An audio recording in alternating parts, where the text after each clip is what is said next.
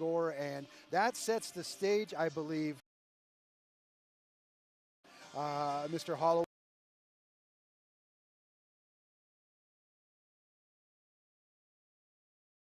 And it was Logan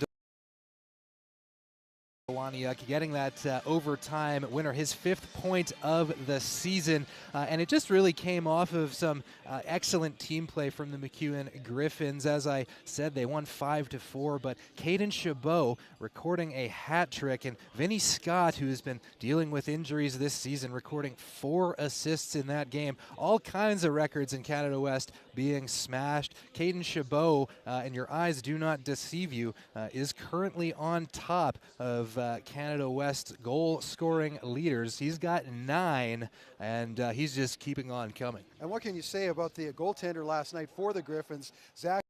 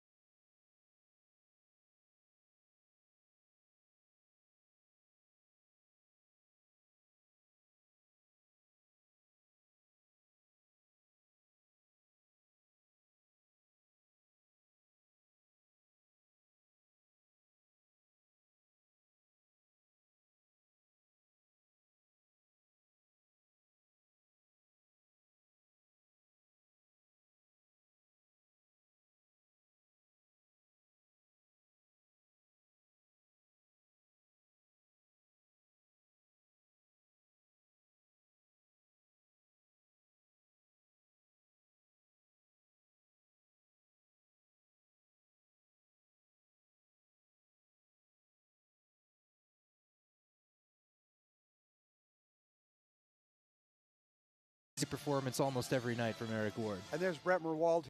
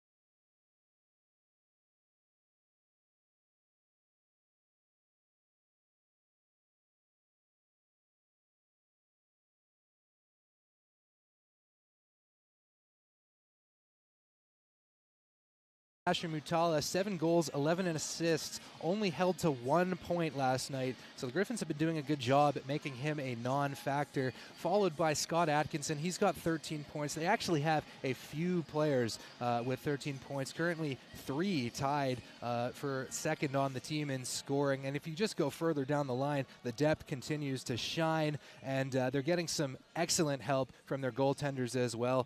Each goal Weekend, I think, Ty, when it comes to games in the Canada West. 3 games besides this one today. It's Regina at Mount Royal. A little later on, Calgary visiting Trinity Western, and 2 other scores from yesterday. It was the Regina Cougars beating Mount Royal 5-4, and the Calgary Dinos 6-0 winners over the Trinity Western Spartans. So only 3 games, but wherever you are watching, and thanks for tuning in today, wherever you may be, you're going to see an exciting contest here at the Downtown Community Arena. The season is really heating up, and again,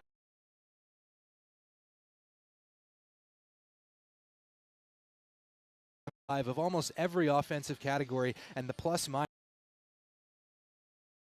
has really been astonishing. Jake Lee plus 16, Jay Sweer plus 13, Chris Douglas plus 12, Scott Atkinson also plus 12. Good things happen when these players are on the ice, and the Griffins will definitely have their work cut out for them if they want to get 2 wins on this weekend. Well, head coach of the Thunderbirds, a very distinguished individual, Sven Buchikon, into his 10th season behind the bench of the T-Birds.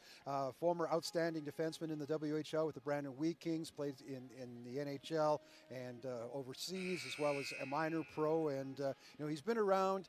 They've got an established program, and so when it comes to recruiting, much easier to sell, and you get to live in Vancouver, so much easier sell for a prospective recruit.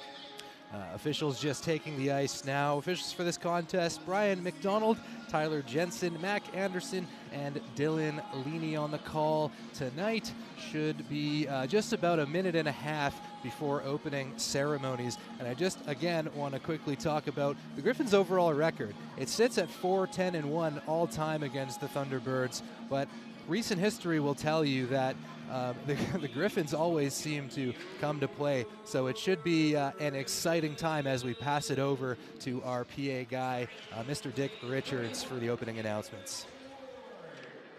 Defense number 7, Brad. Defense 21, Tyson Tomalek.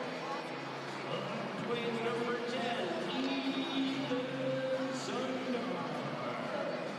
Right wing number 12, Miles Gold. And center number 93, Kate.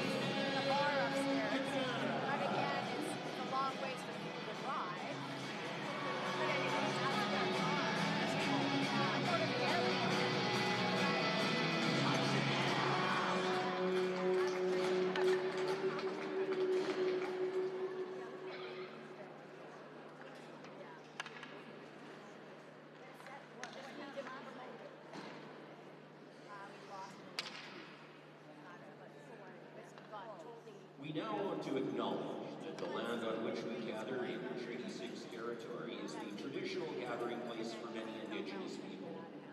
For almost 150 years, this land has been the ancestral and traditional territory of the Cree, the Nakota Sioux, the Dene, the Saulteaux, as well as the Métis and Inuit who have lived in and cared for these lands for generations.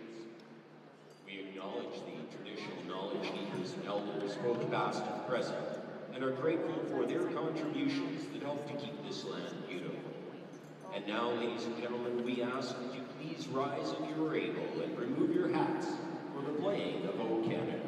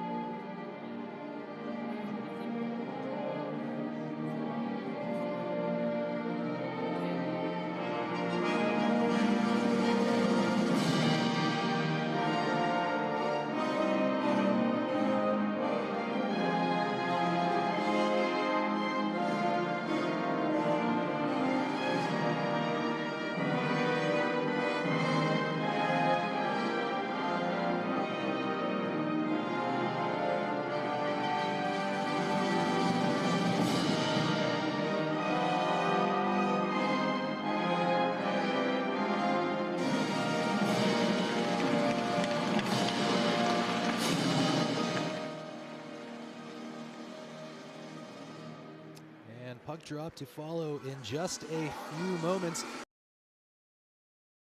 20 minutes on the clock.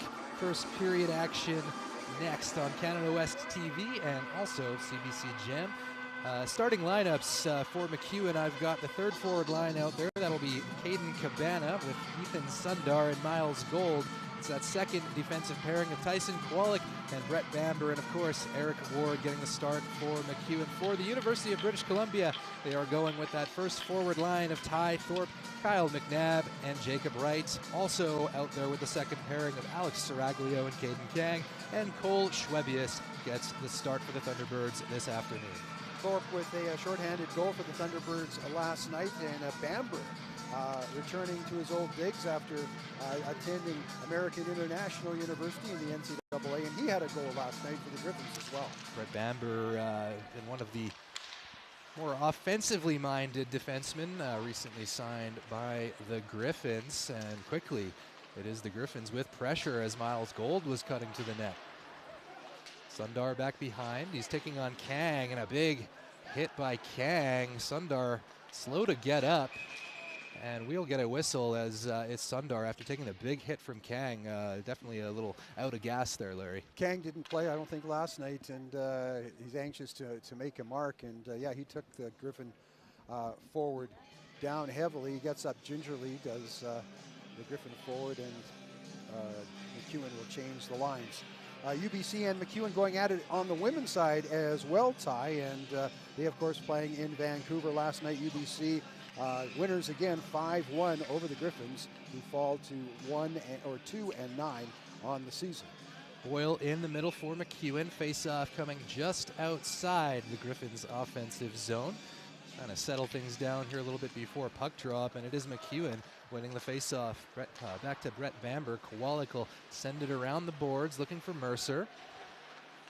Instead it is UBC who will corral it out of the zone. And giving chase all the way down the ice. We get our first icing call. Aside from that big hit just moments ago, pretty tentative start by both teams getting into this after such emotions in the third period and in overtime. You kind of think there might be a little bit of a letdown, and so far that's been dead accurate. Key face-off here now for MacEwan once again. Face-off controlled off the scramble by UBC and lifted out by Lee. Sent around the boards. Lee will collect, but it falls out of his possession as Gene Jr. tries to work it out. Amber back behind the net. Back to Kowalik for Gene Jr. Over to Carter Chorney. Long cross-ice feed. He was looking for Liam Hughes, but it was just out of his reach, and we get another whistle with 18:55 to go in the first period. We're just getting warmed up. And a lot of Griffin players kind of shaking their heads at the linesman on that call. Gene Jr., one of the most impressive first-year players for MacEwan, played last year in the BC Hockey League with the Chilliwack Chiefs. Face-off at center ice. Captain Simard in the middle for MacEwan. He's going up against Scott Atkinson, and Atkinson will win the draw. Weir pressured by Chabot. Weir still with it. He's looking through center for Matula. Sasha Mutala held to only 1 point in Friday's contest. Griffins definitely doing their homework. Now it's Vinny Scott just in offside. And Vinny Scott, 4 assists in that opening game of the weekend. Which ties a franchise record. Simard, I'm laughing a little bit because Simard did a nice little pirouette as he desperately tried to get to the blue line to stay onside, but that wasn't the case. Vinny Scott, of course, has been battling injury so far this season. He's only got 8 games started, so good to see him back and immediately making an impact. He's almost gotten himself to a point per game average in the small sample size already. The Griffins finding their form definitely at the right time as it's Smith controlling the face-off. Schwebius out to play it. Puck takes a hop. Back to Smith. And kept in the zone by Logan Dowaniuk. DeCounty, good pressure to knock the UBC player off the puck, and the Griffins will change. Smith gets it to center, but Griffins patrolling that neutral zone well. Boyle will send it back in. Weir back around the net. And pressure to County getting tied up with Boyle, allowing some space for UBC to work it out.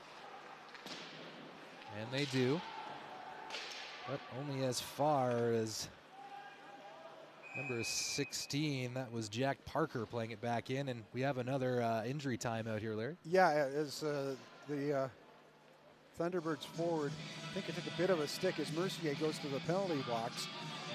Took a little bit of a stick from obviously the Griffin forward, and he goes to the penalty box for 2 minutes, and getting up also tentatively is the UBC forward.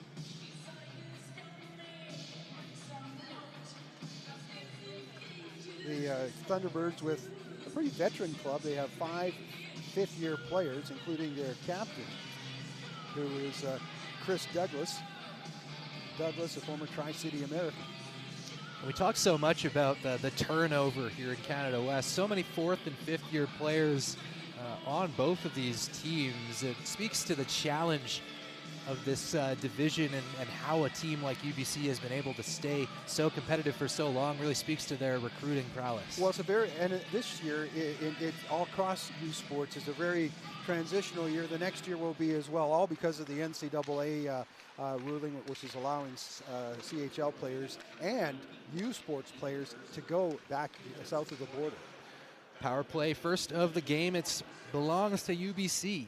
Kyle McNabb will cycle it around.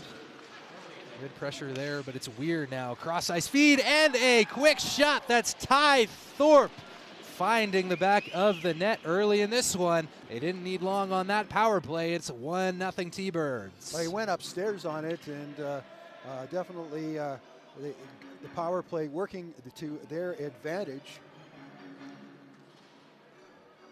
2:49 the time of that goal, and UBC, who was 1 for 5 last night with the man advantage tie, strikes pay dirt here. And despite the way that the last night's game went and how it's kind of starting so far today, Griffins really have to be more disciplined. And I know that kind of goes both ways. 42 total penalty minutes in last night's contest. Definitely not a pattern that they want to keep going if they want to get both wins here this weekend. Back at 5-on-5. UBC passing it around. Lee will work it out to center. Liam Kindry gives chase. Takes Stewaniak into the corner. Stewaniak will break out. Forward for Liam Hughes. Liam Hughes cross ice for Ethan Sundar with a bit of space. Just played that off the skate of Caden Cabana, up high and just out as Keaton Dewaniak's second chance opportunity found the netting. The official scoring play form from Kyle McNabb and Nathan Sullivan at 2:49. We've got 16 minutes, 21 remaining. And for form, that is his second goal of the season. Second goal of the season. And speaking to that depth that UBC possesses, if you look up and down that lineup, you'll see so many players with assists. Some in some games even they record as many as 15 unique players with points. Biddick, a big block there. Douglas was looking for Matala. Drops back to Kang at the point and corralled by Ward. Pressure is rising for the Griffins.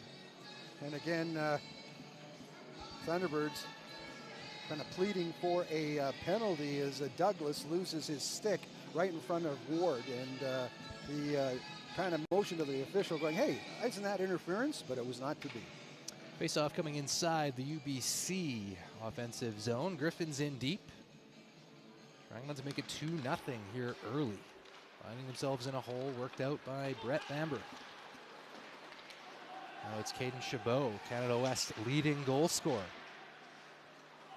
for Bamber. Kowalik will drop that behind the net.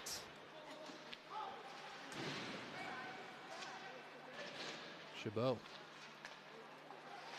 Good pressure from MacEwan. It's Vinny Scott patrolling. Aggressive forechecking here from the Griffins. And it's back to center for Bamber. He's got Kowalik through the middle for Simard. Streaking in is Retta County, back for Simard, and it was broken up. The UBC player, that was Weir. Now back the other way comes UBC, and going down on the play was Quinn Disher. Logan Dwaniak for Keaton Dwaniak, just out of his reach. Gold will take over possession and shovel it down the ice. Smith centered and worked into the neutral zone. Nobody home. The Griffins will send it back and change it up.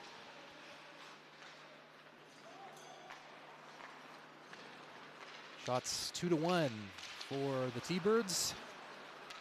A defensive clinic here in the first 5 minutes. Not much getting through on net, but 1-0 is the score.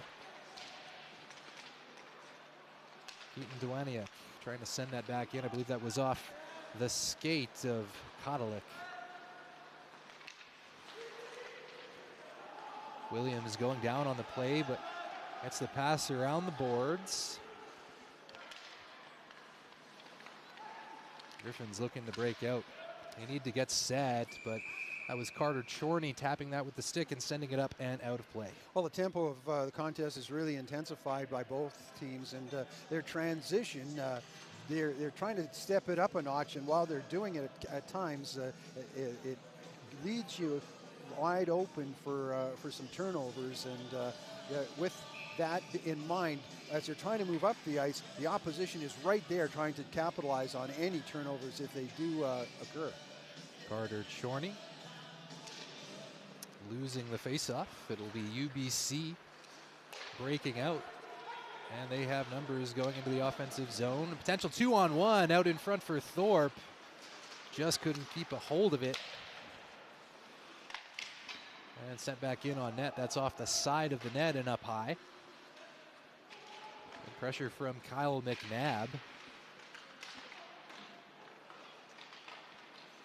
And a dangerous puck, still loose. Parker, forward for Gene Jr. Thorpe will corral it. Pressured once again by Gene Jr. Bouncing puck back behind the net. Good coverage by the MacEwan player. That was Parker once again.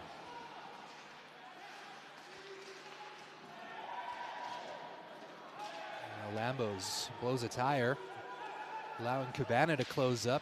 Cabana will play the body. Lee turned over. It's Miles Gold now. He's got Sundar out in a dangerous area. Good pressure here by MacEwan.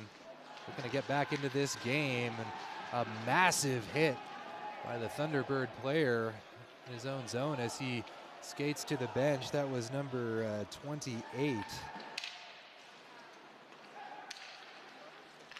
was Kowalik, my bad, number 38, playing that massive hit. The physicality is really stepping up here as we progress through the first period. Kang versus Saraglio. Ward out to play it under pressure. Kang. It's Vinny Scott through center. Turns to Chabot with a quick shot blocked. And after the play, and it's going to be a cross-checking penalty almost certainly here, Larry. Saraglio looking like he's getting a little fed up with Caden Chabot.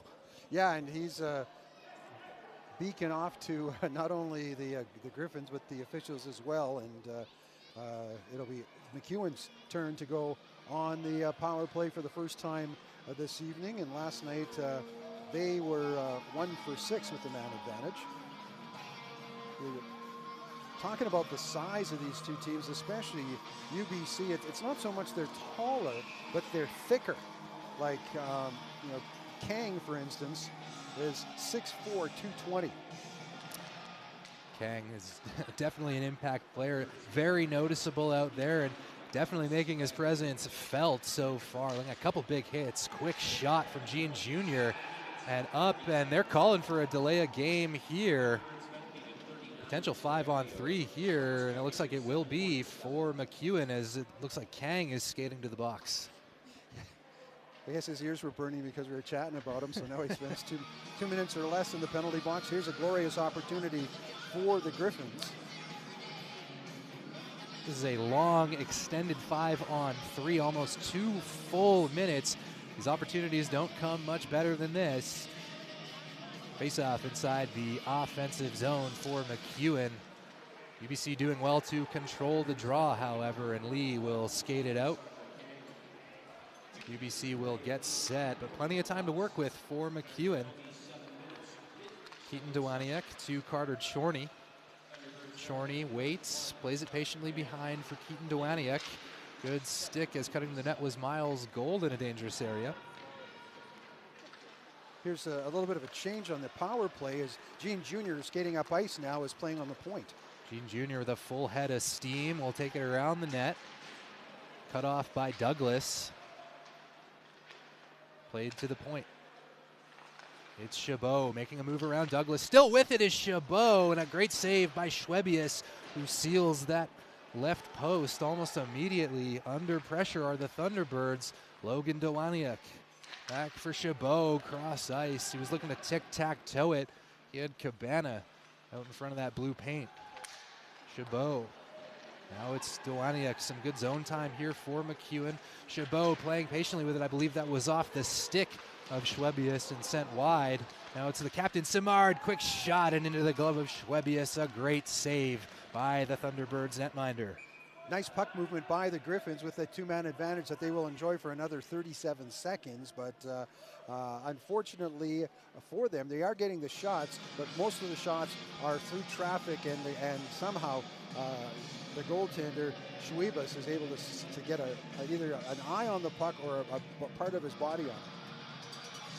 10 minutes 50 to go, just about 45 seconds remaining on the second power play. 37 seconds remaining on the 5-on-3. Ty Thorpe in the middle for UBC. He's got Simard.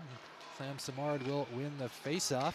Dowaniak is looking for options. Some commotion now from the UBC bench as Vinny Scott will send that forward into the crease, still loose. Good heads-up play there by the Thunderbirds. Dangerous moments. Logan Dowaniak. Chorney. Cutting up that right wing side is Chorney. He's got Lambos. Gene Jr. back to the point. Keaton Dowaniak for Carter Chorney. Penalties expiring. One more opportunity potentially for MacEwan. We are back to even strength. Keaton Dowaniak will fire one. Chorney was right in the line of fire. Did good to avoid that puck. Keaton Dowaniak making a move. He's taking on Douglas. Still with it is Dowaniak. Chorney at the point to center for Sundar. Kowalik back behind, just missing the net wide. Extended zone time here for MacEwan. It's Dowaniak through traffic. I believe that hit Brendan Boyle. Caromed wide. Schwebius. The county giving chase. Now it's forward for Kang. Getting tied up with the official there, but keeping possession was Kang. Eric Ward is first action in a little bit. Out to play it. Lindry back behind, lays a big hit there. Liam Kindry back for Smith. Now it's Kindry potentially trying a wraparound, cut off by Brett Bamber. Tangled up and deep with it. A dangerous opportunity, stood tall. That was Eric Ward making back-to-back saves in close range. The county did well to hang on, but it ends up in the Thunderbirds' possession. Weir back for Williams. Cross ice feed for Smith. That one bounced up high after hitting some traffic. Another great chance for the Thunderbirds with not one but two men sitting in parked right in front of Ward, and I don't know where the Griffins defense were on that point, but they were lucky that none of those T-Bird forwards were able to get the puck, or it would be 2-0. Shots 5 for the Griffins now, 4 for the T-Birds. So the Griffins, while down on the scoreboard, have one more shot, finding a bit of offensive rhythm out there. We'll see if they can capitalize as time ticks away in the opening frame. We've got a little bit of a delay as one of the lines people has got a little cut on his mouth, and the training staff of the Griffins are helping him out. I almost wonder if that was from that tangle with Kang that we saw, where that puck kind of came up high. I wonder if maybe the official got caught in the line of fire. It looks like his lower lip is cut. Going back to those two-man down situation for the Thunderbirds, that was a key kill for them moving forward, as not only did they have the momentum of scoring the game's first goal, but their ability to weather the storm, not allow a goal, and kill those two penalties off effectively should give them the momentum, which might be a little waning now because of this delay.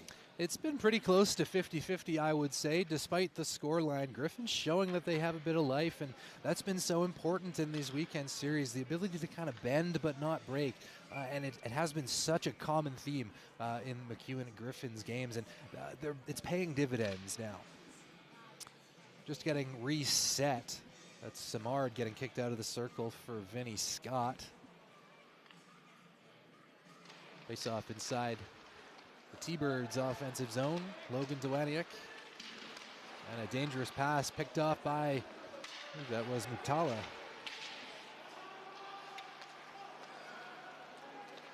Oh no, if it's Vinny Scott, another great save with the glove by Schwebus. That's a second good chance for Vinny Scott.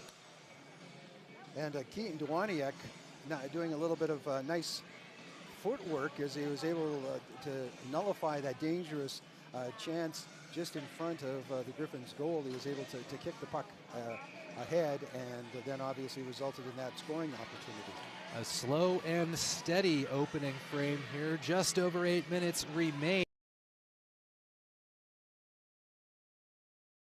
Here on Canada West TV and CBC Gem. 1-0 is the score for UBC. Kang tied up well by, that's Caden Cabana. Still pinned to the boards is that puck. Keen to let it go. And now it's shoveled out. Still dealing with the loose puck as it's Sundar coming in to collect for the Griffins. Now, finally, Ethan Sundar will be able to work it to the point. He's got Parker over for Biddick.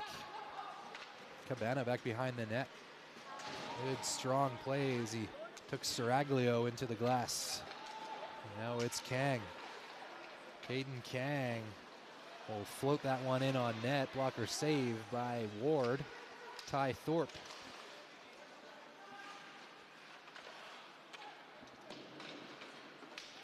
And going down behind the net, they're going to call that one. It'll be Jack Parker likely going off for the trip. So after not being able to capitalize on the 5-on-3, Griffins finding themselves shorthanded here. Well, it was another case of pressure being exuded by UBC in the offensive zone, and the Griffins kind of scrambling a little bit, and the result was them taking the penalty here. 2 minutes on the clock for UBC to work with. They've been very effective on the power play so far this season. But the Griffins have done well on that penalty kill against them. We'll see if they can get another clean sheet here. Last thing they'd want to do is give up that second before the end of the first. Lee. Good point. That's Mutala dropping it back for Lee. Cross ice for Williams. A big block from Brett Bamber. And it's Williams again, and that went off the side of the net, scrambling. Eric Ward can't find it, and it's fired up again. It's Lee, another big block from Vinny Scott. Griffins getting a workout here on the penalty kill. 2 massive blocks to keep it a 1-goal game. Ward's lost his stick. Ward does not have his stick as it's caught behind the netting in that sort of white lace area. An unfortunate break, but no harm, no foul. We get a whistle. 1 minute and 11 seconds left in the power play advantage for the Thunderbirds, who working the puck around effectively, and especially the quick pass from one side to the other to get a shot away and try and get the goaltender Ward going from one side of the net to the other. It has been unsuccessful so far, but you're just knocking on the door. Ty Thorpe in the middle with Caden Cabana. Cabana winning that one, but unable to keep control as it's right at the point. Right with a quick shot, another big block from Logan Dewaniuk. Back for Weir. UBC lurking. It's Weir looking for, it was Kyle McNabb around that side of the net. We know that he can score them. 45 seconds remaining on the T-Birds power play. Ty Thorpe with a head of steam.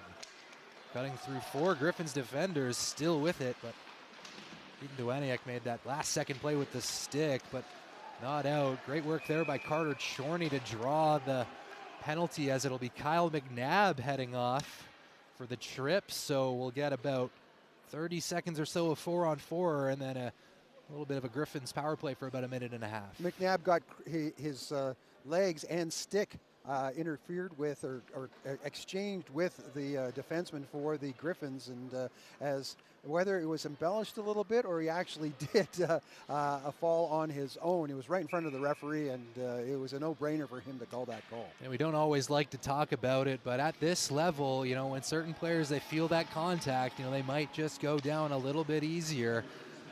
You know, it's Kowalik lining it up back to the point for Bamber. It's Tyson Kowalik. Of course, he had a game misconduct in the last one here late in the game, looking to keep it cleaner. Chabot cross ice off the shoulder of Schwebis. Now it's Vinny Scott. Drops it off for Kowalik. Chabot under a bit of pressure will play it back into the defensive zone. It's Keaton Dewaniuk. He'll carry it in. Still with it is Dewaniuk. He's trying to make a move. Just losing out as that puck railed off of his stick at the last moment. Gold back behind the net. Dewaniuk does well to keep it in. Dean Jr. was back at the point, but good effort there by the T-Birds to clear, and they'll get the change.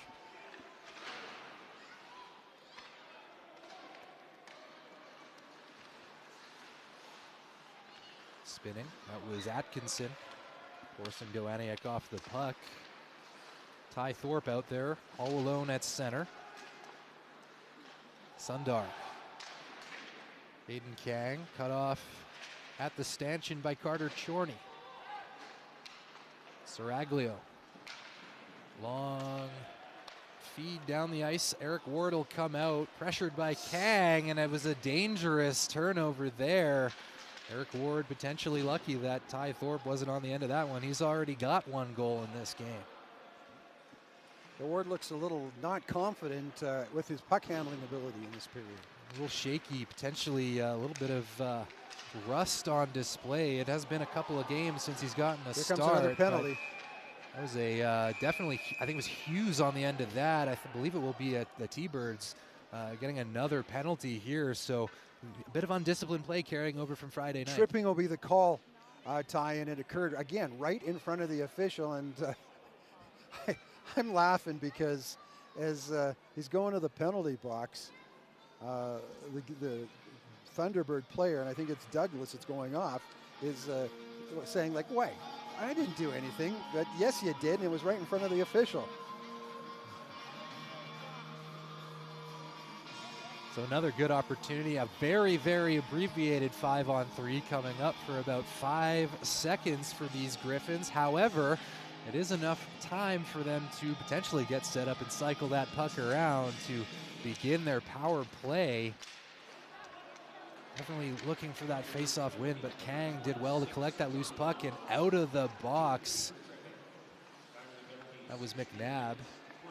Potential short-handed opportunity. We know the T-Birds can get those. They had one last night in a potential game-winning situation, but it was actually the Griffins that were able to come back late in that one. Dwaniak dropping it back for Sundar. It's Gene Jr. through the middle, and a dangerous partial breakaway now for Kyle McNabb. He's still on it, McNabb, but pressure by two Griffins defenders. I believe that was Miles Gold, and Gene Jr. just making it a little uncomfortable for him. Good speed for McNabb. He just couldn't control the puck. Now Gold. Sorry, that's Keaton Dwaniak who will work it out. He's got Vinny Scott through the middle for Caden Chabot. Simard.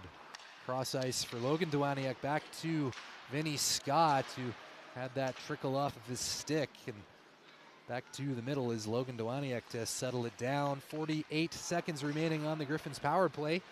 Sam Simard brings it around the boards.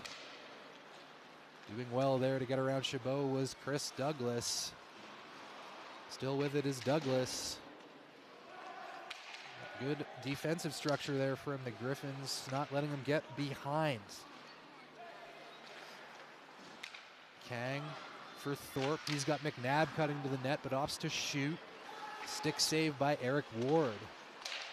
Bamber will play it to Mercer. Limited ice time here for Ethan Mercer. Kang all alone, shoveling it down the ice. Somehow that skipped through about 4 Griffins defenders and ended up on the other end. Penalty has expired. We are back to even strength. Griffins playing really patiently with it, as now it's Tyson Kowalik. Brett DeCounty was chopped down there by Weir. He took a bit of a stick up high there as well on the follow through. Now it's Sasha Mutala dropping it back for Smith. It's behind Ward. Back to the point. That went up and caromed over the MacEwan bench and maybe just out of play. We get a whistle, just about 1 minute left here in the first period. They've changed the official scoring on that goal so far, the only goal so far at 2:49 of the first period. Ty Thorpe getting credit for it now, his 5th. McNabb and Sullivan will draw the assists. Ty Thorpe, definitely a player that's been all over the ice, definitely a standout here in the first period of this one. He could have had more. Yeah, very aggressive forechecker for sure.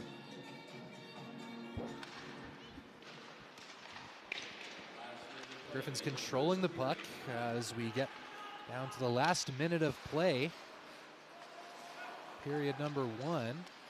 Sasha Mutala, always dangerous when he's out on the ice, but has been a real non-factor thus far in this contest.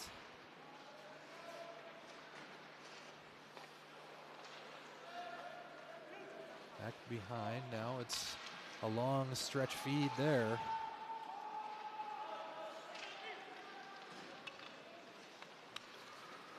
Through the middle now, it's Gold with a head of steam, still with it.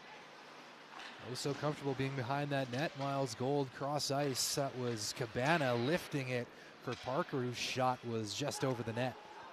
Biddick back for Parker, just out of his reach. It'll carry down, and we get a whistle with 8.6 to go in the first period. Pretty even first period, only 1 goal scored as mentioned, and I think if I were Zach Daly going into the dressing room, I would tell my boys that just keep up the pace. Like they're right with the Thunderbirds. They're not really giving much back. Just try and reduce the turnovers in the second period. Get more shots on goal, and hopefully something good will happen.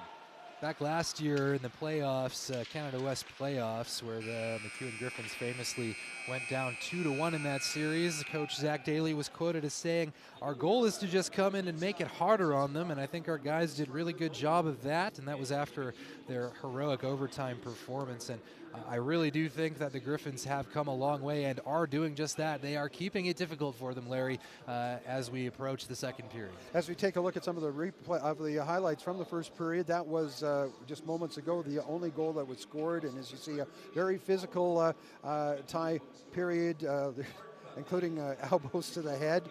as both teams had their chances for man advantages. MacEwan with 4 power plays in the first period, and UBC is 1 for 2 with the man advantage so far. Just finishing up here in the first period, but just getting started on the broadcast. Once again, thank you for joining us here on Canada West TV and CBC Gem. Wherever you are watching, thanks for tuning in. I am Ty Holloway alongside Larry Reed. Please stay with us after the break. We've got plenty more Canada West hockey action after the break.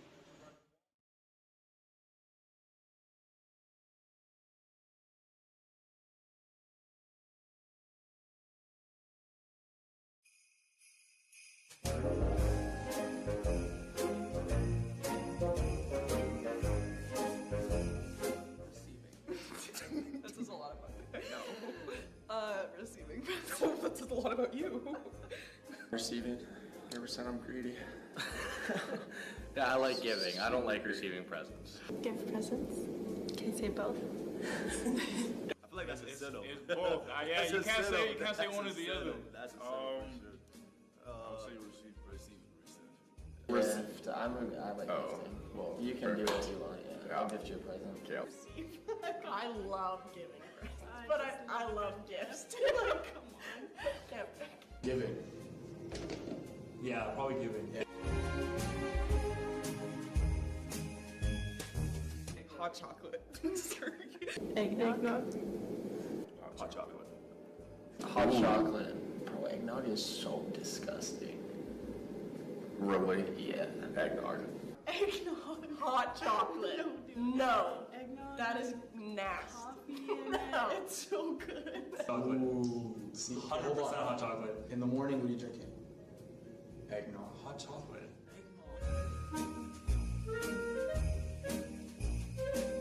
Colored. So I feel like colored is No, that's the wrong word. Colored is nostalgic. Okay, yeah. I like white lights. I like a clean, crisp look. No, you gotta have a little spunk in there. True. I like the colors. I like the flashing. Strobe looks like I say you get. I feel like white lights is classy, but like colored lights is like actual Christmas. You know, like it's like that's like the true Christmas right there. Like Colored lights. for no reason. Colored. Just the colored lights. Colored. Way more fun. I like white. Wait a minute, get it how you live it. 10 toes in when we standing on business. I'm a big step. Underground methods with top-notch hoes, get the most than the list. Straight to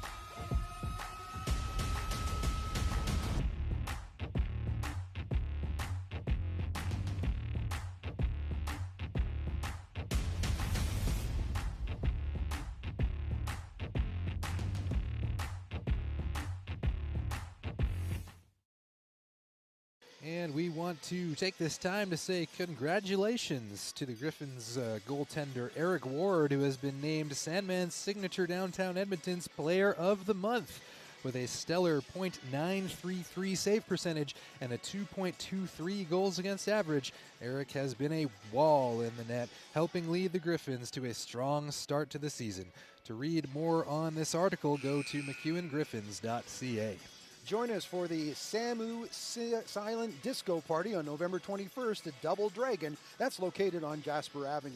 Choose your vibe, whether it's hip-hop with DJ Johnny Grimez, pop with DJ Suzanne Summers with a U, not an O, or country with DJ Tiger. Tickets, $5 a piece for MacEwan students, $10 for guests, or $40 for a VIP booth, which covers 4 tickets. Doors open at 9. Please note this is an 18-plus only event. Check out samu.ca for more details.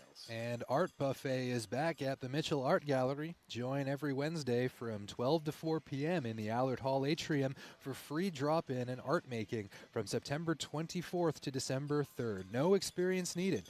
This program explores the idea of art as therapy and a means to relax and increase well-being through creative expression.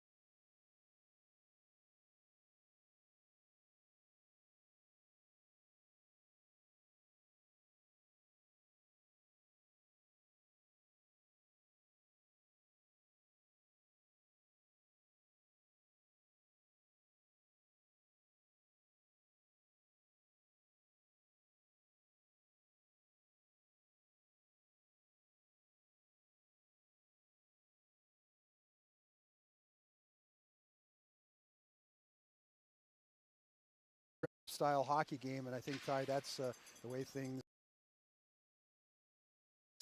have unfolded here in the opening 20 minutes. Another busy Saturday in Canada West in women's hockey. There are 3 games, Trinity at Calgary, Mount Royal at Regina, and UBC entertaining MacEwan. And for the MacEwan Griffins, again, a busy weekend for their basketball and their volleyball teams. Only one team was victorious yesterday, Ty, and that was women's volleyball at home. They defeated Mount Royal by a score of 3-1, so now MacEwan at 2-5 on the season. MacEwan will continue their series and wind up their series with Mount Royal this afternoon. And the basketball teams, they are on the road at Mount Royal, and their games get underway at 5 p.m. and 7 p.m. Mountain Time this afternoon. And if you didn't catch yesterday's results, obviously we are aware of the MacEwan Griffins 5-4 overtime win over the T-Birds, but also Regina Cougars getting a much-needed win to salvage their season as we get rolling, 5-4 over the Mount Royal Cougars. And the Calgary Dinos maintain their commanding lead atop Canada West with a 6-0 win against the Trinity Western Spartans as we get underway. It is Brett Bamber and Tyson Kowalik getting us going. Griffins looking to get established in that offensive zone quickly. Thorpe will carry it out. He's got right with it. Kyle McNabb joining the fray. Bamber holding that one in the boards. It comes free for McNabb in a dangerous area as Seraglio was looking to corral it. Couldn't quite hang on to it. It's right behind the net. He's got McNabb. Good defensive positioning here from the Griffins, not letting the T-Birds get set. Caden Kang taking on Gold. Caden Cabana. Good footwork there from Kang. Still holding on to that puck, but Caden Cabana wrestling it away. Now it's Kyle McNabb. He's got space at center ice. 3-on-1 into the offensive zone, and they'll drop it back. It's Chris Douglas creating something from nothing to make it 2-0 for the Thunderbirds. Again, a shot that goes upstairs on Eric Ward that he went down a little early, and there was some daylight, and it was found by the Thunderbirds, and they're up, importantly, 2-0. Not the way, actually starting very similarly to the first period. The T-Birds finding that offense quickly, and that is that line that you do not want to give too much of a chance. That first forward line, that is the Douglas, Atkinson, and Mutala line, and they are rolling with it. Douglas' 6th goal of the season, 1:10 the time of the goal. 1:10. Time of the goal, and Schwebis remaining perfect, and it is quickly 3-0. That's Lee finding the back of the net. They just keep coming goal after goal here, Larry. It is all gas and no brakes. Sadly for the Griffins, again, back on their heels a little bit, and UBC similar.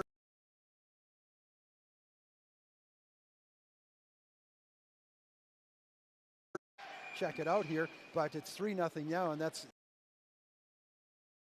shades of what that's transpiring here. And as we talked about in the beginning of this game, we know the offensive prowess that the T-Birds have. They were really stunted on Friday night, but this is a team that in the previous 2 weeks has a 7-2 win over the University of Regina and an 8-1 victory over the University of Manitoba. We know that this offense can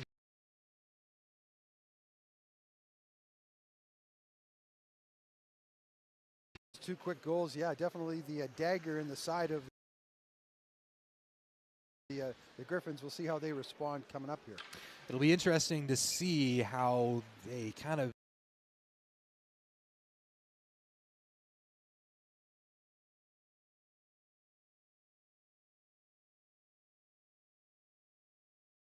from the Griffins. T-Birds had 8, so T-Birds doing quite a good job at just playing patiently and not giving in to that pressure.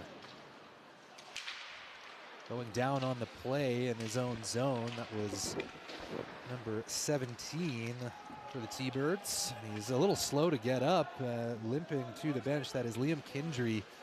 We'll keep an eye on that. He seems to be in some discomfort. Now cross ice, that was Fisher in center, or Disher, I should say, in center. Now Rhett DeCounty with Kang. Kang strong on that puck. Now it's Logan Dewaniak with Keaton at the point. Looked out for Bodilak. And it was Saraglio who took that shot off the stick and up and out of play.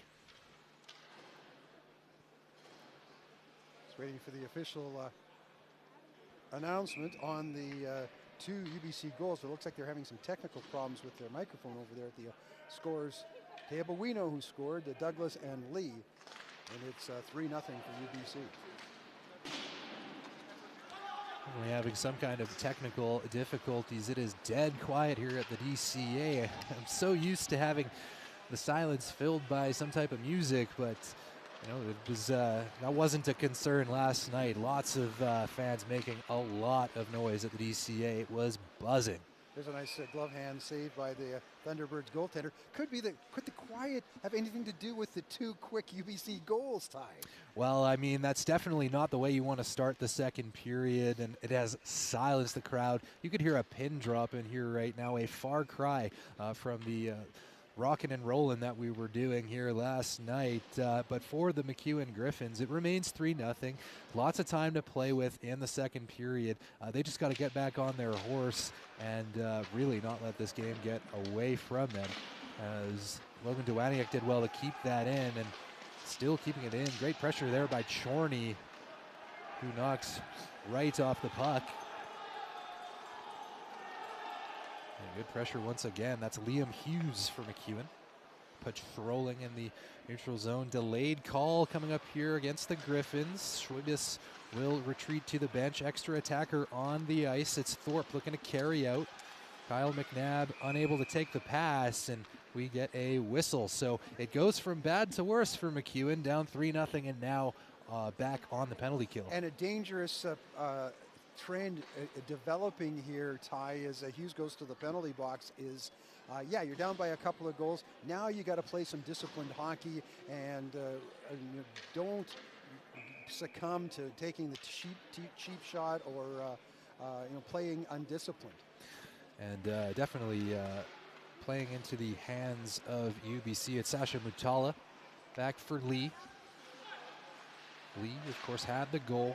A 3-0 goal to take a stranglehold in this game. Cross ice, it's Lee. Ward taking a bump as it was Atkinson out in front of the net making the contact. Douglas back to Lee at the point. Cross ice feed for Williams, who fanned on it. Atkinson will get it back. Gold in the middle. Will take away and just lift it out. Good penalty killing thus far for the Griffins. As it's Lee back behind the net. He's got Vinny Scott in his grill. Williams. Patient play here from UBC as it's Douglas will float it in with numbers, but losing out back the other way. It's Mutala recovering. Douglas with possession again and a quick shot into the breadbasket of Eric Ward. 15:39 remaining in the second period. 14-7, the shots on goal unofficially in favor of UBC, and they have dominated the second stanza to the point where the Griffins, and there's a 1:02 left in this power play, if they can successfully kill it off, then build on that momentum and get some more offensive chances in the UBC end. The penalty kill is just about halfway complete. It's Carter Chorney deep in his own zone. MacEwan will control the face-off. Quick whistle off the draw. I think we will do it again. And we're going to get a slashing penalty as Thorpe had his stick, and you see it on the ice. It literally snapped in half. Gotta love those composite sticks. As he lost his twig, and because of that, UBC will have a two-man advantage for 59 seconds. So not the way, I say it all the time, not the way you want to keep things going. The Griffins definitely have their work cut out for them, as it's now Sam Simard in the middle and MacEwan. Gutsy penalty kill coming up. We'll see what they can do. Or will it be 4-0 for the T-Birds? Logan Dwaniak using the penalty box for the slash. Logan Dwaniak using a stick more like an axe on that slash. And now it is a golden opportunity for the T-Birds, and it's, I believe that was Lee firing it up off the side of the post and up and out of play. Definitely it was. So again, some tense moments here for the Griffins. There's been a period of delays thus far. Lots of back and forth, grindy, kind of park the bus style hockey. We are back underway. Lee to Mutala. Patiently with it, cross ice for Douglas. Ward making the save on that one. Douglas back behind the net, will center. Lee was in the middle there, but a shot was taken away by the Griffins defense. 16 seconds remaining on the first penalty. There's Liam Hughes raring to go out of the box. It's Mutala making moves, cutting to that net. Ward played with the stick and was able to poke check Mutala off that puck. Lee with a head of steam.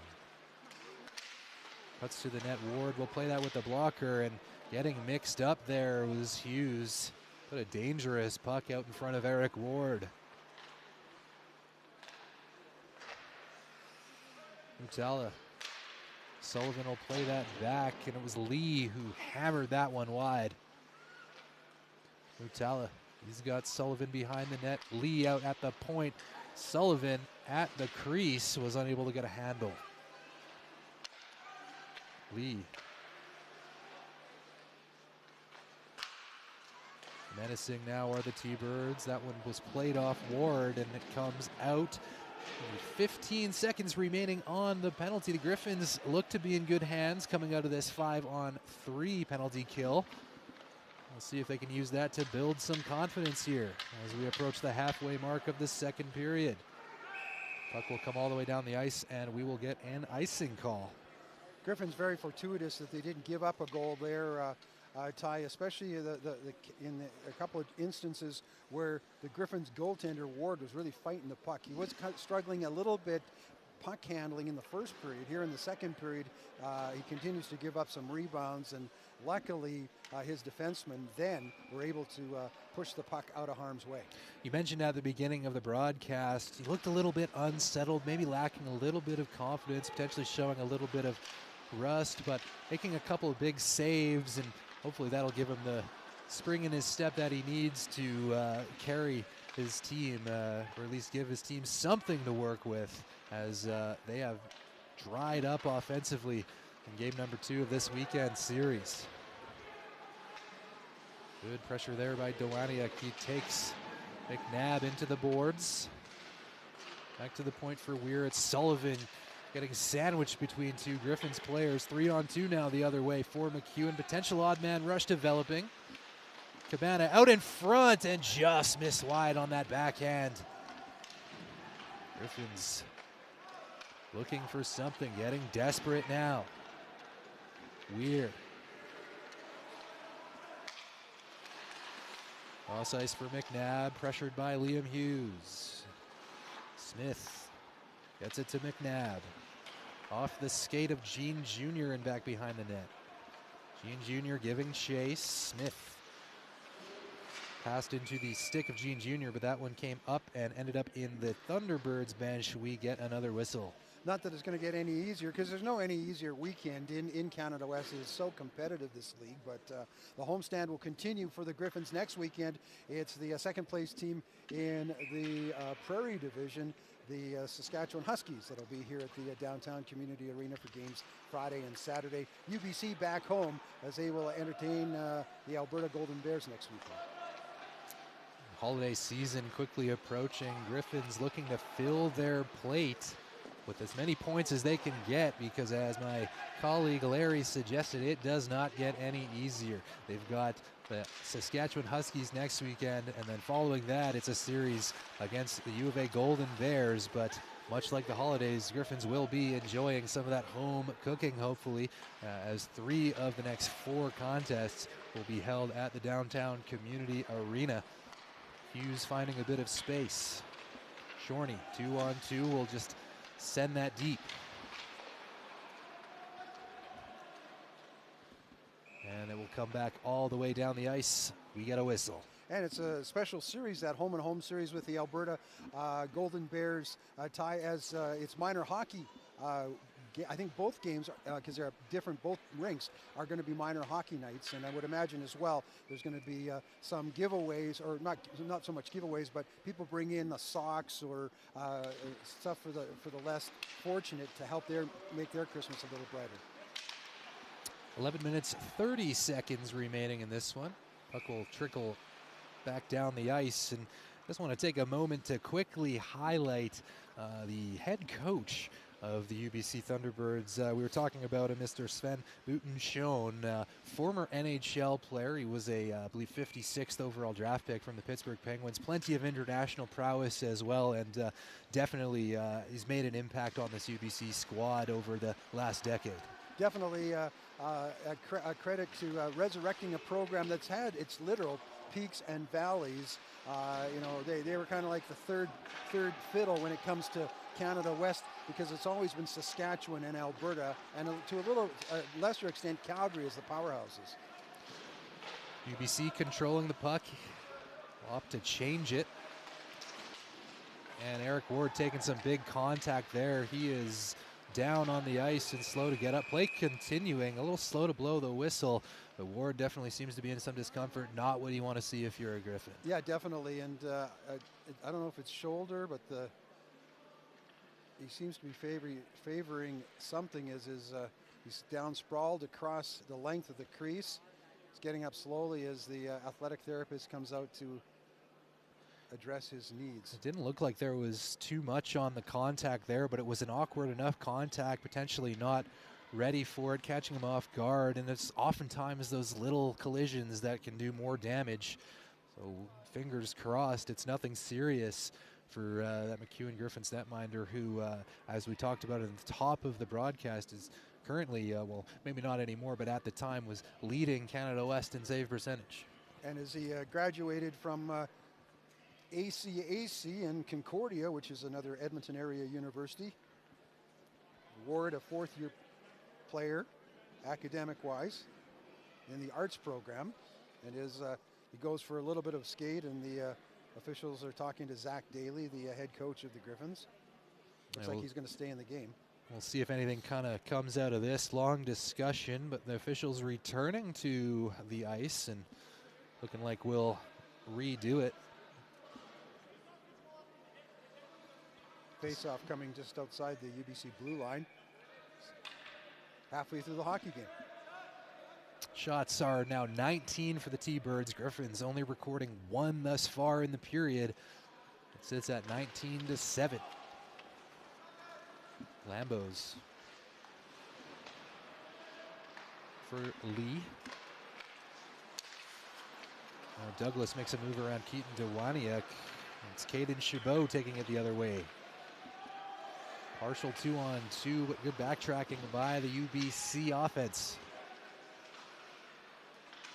Puck gets behind Atkinson, and it's played to the point for Logan Dewaniak. Simard with a quick shot. Good save there by Schwebus, who will reach out the paddle and corral that one. We get another whistle. Smart play by Schwebus as it was becoming very hectic in front of him as the Griffins were really moving the puck around effectively, getting a couple of nice shots and opportunities.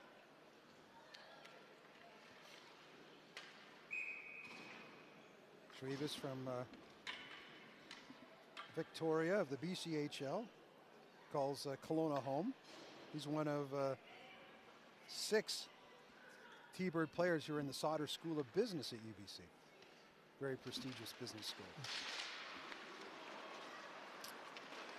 We get going, and it is Smith pressured by Ethan Sundar. Weir will lift it out for right. Just Kowalik getting a stick in on the action. Now it's Kowalik still wrestling with it. It was a better play there by the UBC player. McNabb. Smith now with a blast. Good save once again by Ward. McNabb will get that to Weir back at the point. He's got Smith cross ice. Now it's Weir again, thinking shot. Good block by Gold. He gets a reaction from the MacEwan bench, and it remains 3-0 with 9 minutes 32 to go in the second period. Ty, you talked about Ty Thorpe, who wearing number 4, what a threat he was in the first period, continues to be in the second period. On that last series, he was camped, literally had his chair out, sitting in his easy chair, nobody even doing anything with him as he was at the side of the goal, just waiting for a rebound to pounce on it. Ty Thorpe recording his 5th goal of the season, as we are now well underway in this Canada West men's hockey calendar year. Now Kindry back in the game after an extended delay, injury timeout. Nice to see him back on the ice. Kang. Cross ice for Saraglio, and that gets through. I believe that was a tip in front, and it is 4-0. Thunderbirds all over this one. That is number 27. Getting another one, that is Sullivan. And interesting note about Nathan Sullivan, he was all kinds of fired up to be here in Edmonton. He was saying all kinds of things about the MacEwan Griffins bench when I was watching the penalty box last night. 10:59, the time of that goal, and for Sullivan, who actually went to RPI in the NCAA last year, that's his 7th goal of the season. The Thunderbirds just in offside on that one. Well, the faceoff will come outside of the zone. We've got 8 minutes and 48 seconds remaining in the second period, tiptoeing our way through this contest, but it now sits at 4-0. Griffins still with only that one shot in this period. And Nathan Sullivan, his 2nd point. We haven't got the assist because they haven't officially announced it over the loudspeaker here, but he did get an assist on that first period goal. Again, ladies and gentlemen, we apologize for the technical difficulties. There seems to be an issue with the sound system. No real surprise given that there is a rodeo currently happening next door to the DCA. And the Oilers on their longest winning streak or road trip, I should say, in 10 years. They're on the road for 7 games in 11 days or something like that. It's kind of a weird schedule this year in the NHL, and Kind of similar in many respects to how we do things at Canada West. A lot of back-to-back games, more regionalization in the calendar. It's kind of interesting how things always shape out with some teams just seeming like they're always on the road and some teams getting the It's all about the advantage at Olympics, home. Ty. It's Exactly. all about the Olympics. Yeah, the Olympics coming up quick, actually. And it's interesting enough. We did actually have some Olympic level talent here a long time ago. One of the Golden Bears players was a Latvian Olympian. I can't remember his name, but a lot of international talent in this division. I've seen players from as far away as South Africa. And it's truly a global game. I do one of my side gigs is I do play-by-play for Junior Prospects Hockey League, and they've got players literally from around the South Korea and of course and Australia as well. And these players are coming to get billeted out, and we're talking players that are 14, 15, 16 years old before they move on to junior.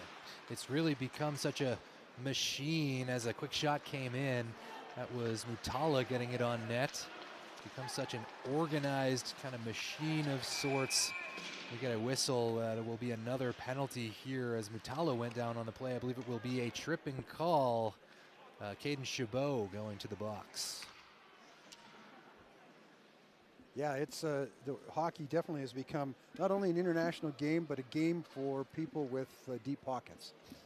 It's and I say that from a personal standpoint too. My grandson is in his second year of hockey. He's 6 years old, and so he got recruited to play on a summer league team, or a spring league team, I should say. It's $1,000 a month for 6-year-olds. Yeah, no sugarcoating it here from my colleague Larry Reed. A lot of money involved getting people to where they are, but talent has never really been higher across multiple leagues internationally and across Canada. As now UBC sitting deep in the offensive zone. Shot was lifted high by Wright. Now back behind the net. That was Lee for Ty Thorpe. Now it's Wright. He's got Weir at the point. Cross ice feed. Now it's Thorpe. Down by the hash marks. Was unable to get the pass off. Giving chase is Carter Chorney. Wright not buying what Chorney was selling. He opts to have no piece of that scrap. 6 minutes and 10 remaining in the second period. A quick shot by Wright. I believe that ended up missing the net and taken into the boards. Was number 27 off of the physical hit. And now that was Lee. Sullivan again getting involved in that play. Right in the blue paint. 30 seconds remaining on the Caden Chabot penalty. It's been a solid penalty kill, so special teams actually been quite effective as the UBC Thunderbirds are offside despite the scoreline. Shots 23-9. It remains 4-0 Thunderbirds. Douglas tried to get it into MacEwan territory, but Thorpe, who we talked about a few times during this webcast in terms of his speed and how effective he is, he was a little just a little too quickly, and that's why we have the stoppage in play. It has been a fast-moving weekend series, no doubt. Physicality has dropped off a little bit from Friday night. No doubt these players are feeling every bit of last night's contest. And it reflects in the pace of play as well. Thunderbirds really settling in offensively. It's Kang, cross ice for Mutala. Rips one, but it gets caught up in traffic. And Griffins will clear it all the way down the ice. Now it's Kang. Feed for Douglas. It's Saraglio. For Mutala. Back to Kang. He's got Saraglio on the opposite end of the point. Out in front, he was looking for Atkinson. That was Chris Douglas. Kang. Pressured by two Griffins players there. That was Boyle and Sundar. Saraglio. Back to Kang. Back to Saraglio. Playing catch with it are the Thunderbirds. Long sauce through the middle. And we get a whistle. Glove hand pass as Budik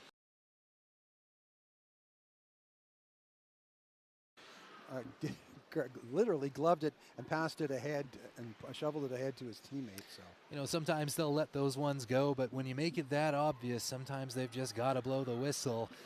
Face-off coming outside of the Thunderbirds offensive zone. It's DeCounty in the middle for MacEwan, and he will win the face-off as the puck comes all the way back to Eric Ward. Cabana was unable to clear it out, but it's Logan Dowaniak back to Keaton, back to Logan. Gold will tap that up through the middle.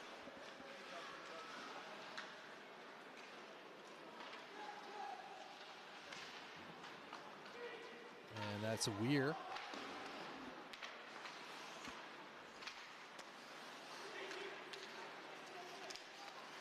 And Liam Kindry trying to play that back. Cabana giving chase.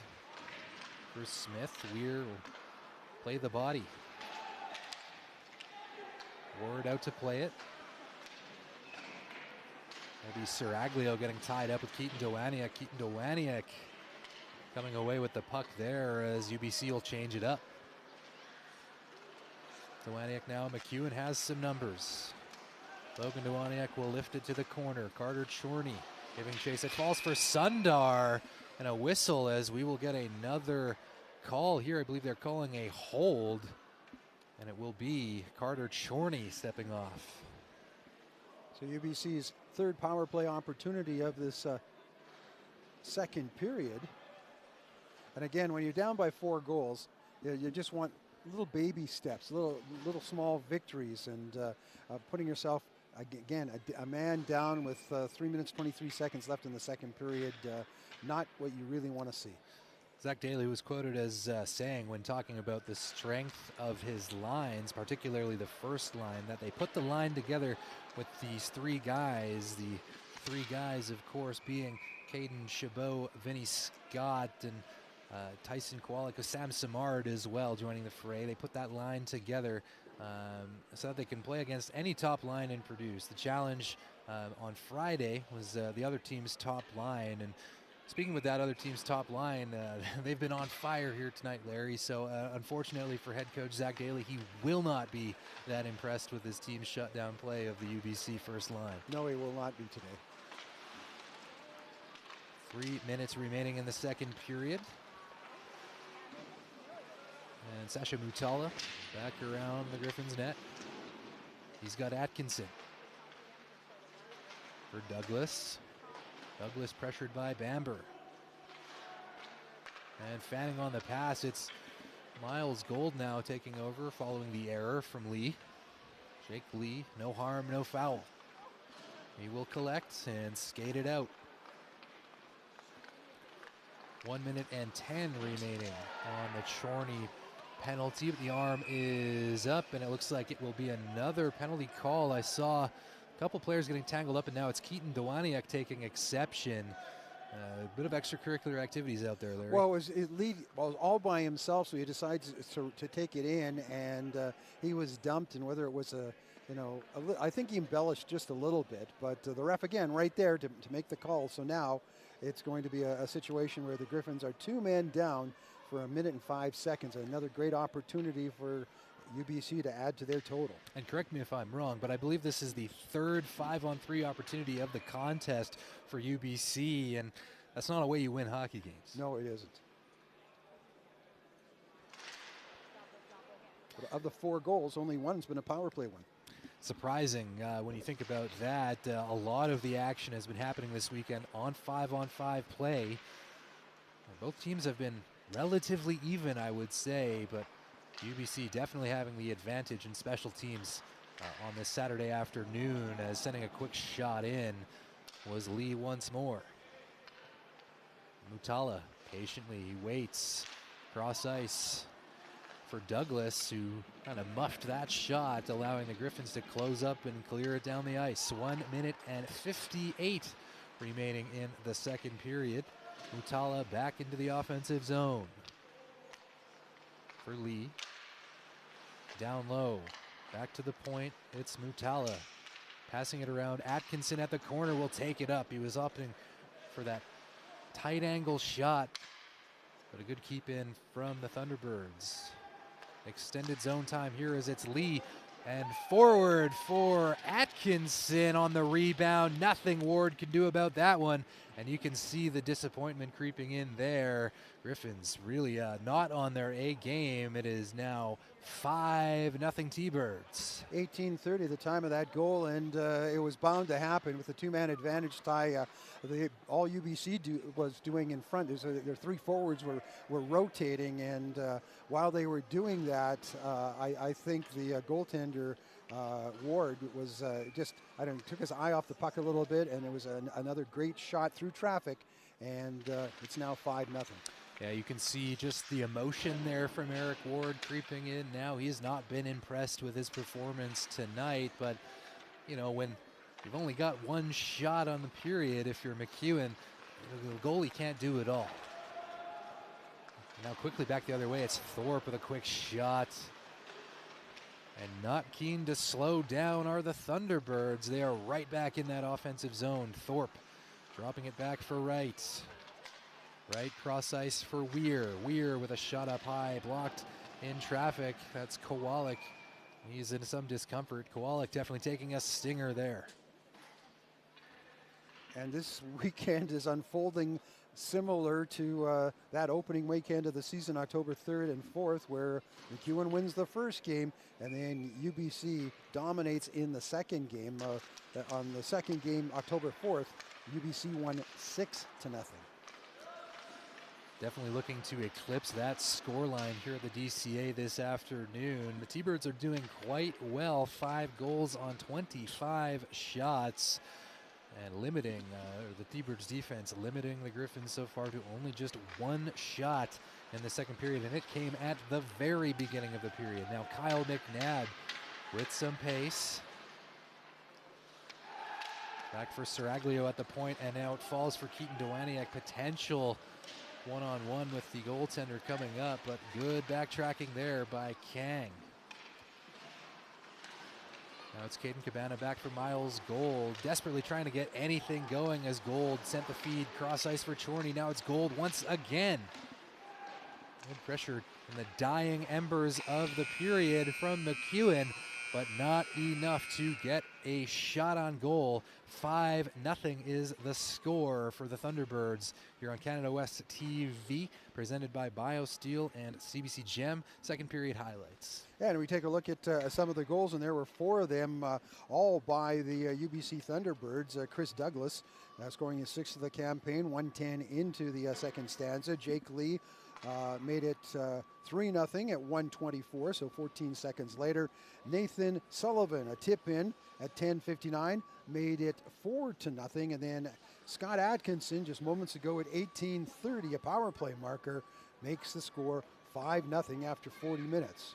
So we've got about 20 minutes left in this one, in a contest that is officially or unofficially all but over, I should say, but I have seen some pretty crazy things in this division, and surely we can expect some fireworks for period number 3. With that being said, I am Ty Holloway alongside Larry Reed for Canada West TV, presented by BioSteel and across the nation on CBC Jam. We've got third period action coming up. Don't go anywhere.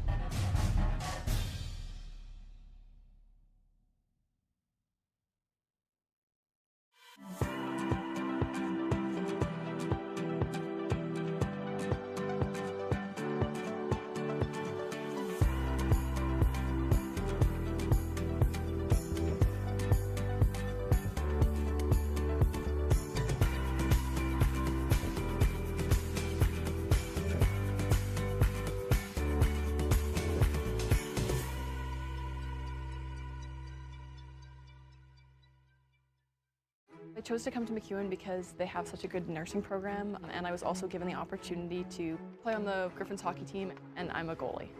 There is some time management issues, you know, figuring out when you have practice, when you have school, and then just working with your professors. So letting them know, you know, hey, I'm gonna miss this test, or hey, my team's traveling, I'm gonna miss these classes, you know, how can I make up that work? The nursing professors have just been wonderful. They understand being busy, they understand, you know, scheduling conflicts. It's super meaningful to have your professors get to know who you are and to understand a little bit more about you. I've had professors come and watch me play. How I met my people was actually through the nursing program. Very first class I ever took, I sat down next to 5 other girls, and now they're my best friends. And then also through the athletic side too, we have a saying, Griff support Griffs. That's a huge support for me. It's such a community. I felt like I really have a place here, like I really have found my people and found my home. It's such a good fit for me.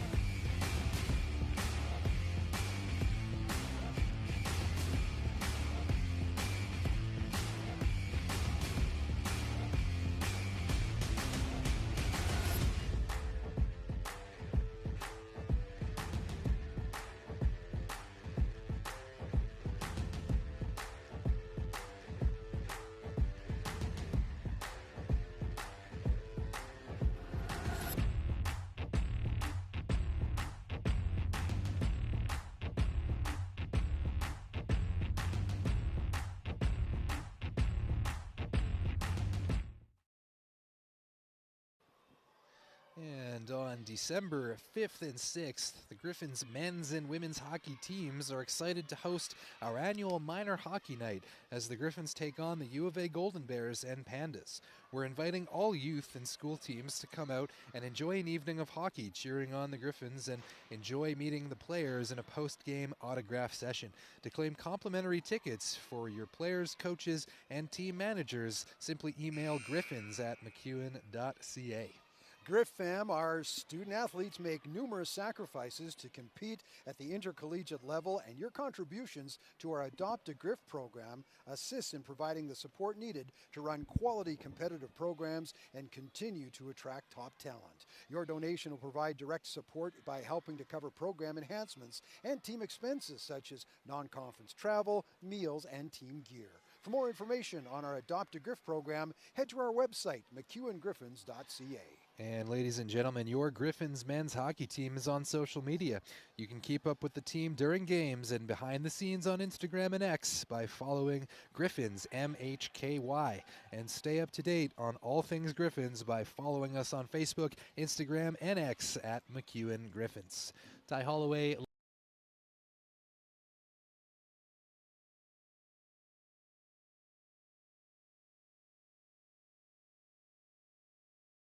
And confident, going from one extreme where he was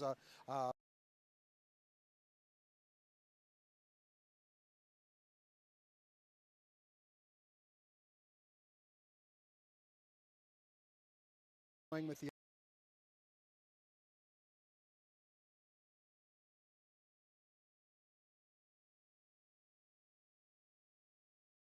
training. Maybe he can pick it up a little bit here in the third period.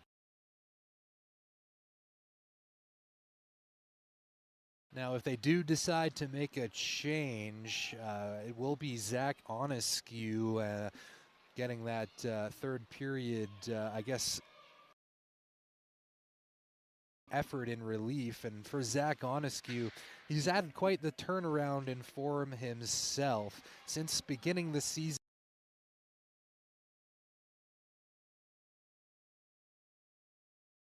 It's still quite high, but remember those numbers at the beginning of the season. The Griffins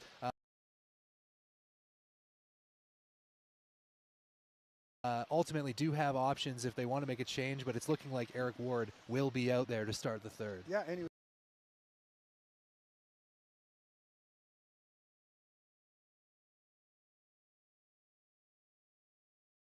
In the hockey game. Speaking of hockey, one game complete in Canada West women's hockey in Calgary.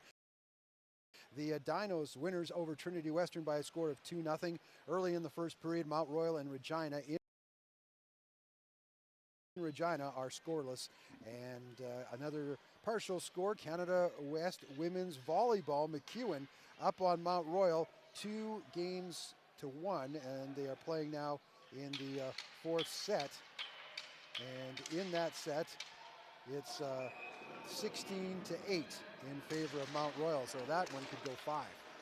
It has been a very impressive weekend for Griffins women's volleyball team, looking for back-to-back wins at home. They actually recorded their first home win of the season last night at the David Atkinson Gym as a quick shot by Brett Bamber was careened into the corner by Schwebius.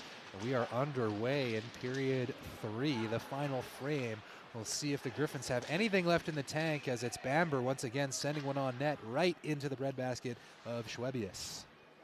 Schwebius has not been tested well at all, hardly in the hockey game, and he's maybe of the 9 pucks that he has stopped.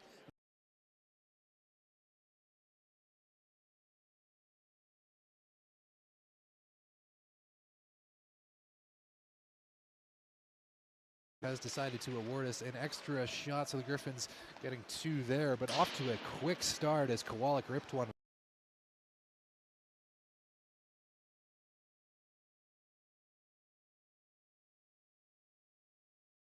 He will touch up. He will shovel that out for Mutala. He's looking for Chris Douglas. Douglas now coming down with it, blowing a tire.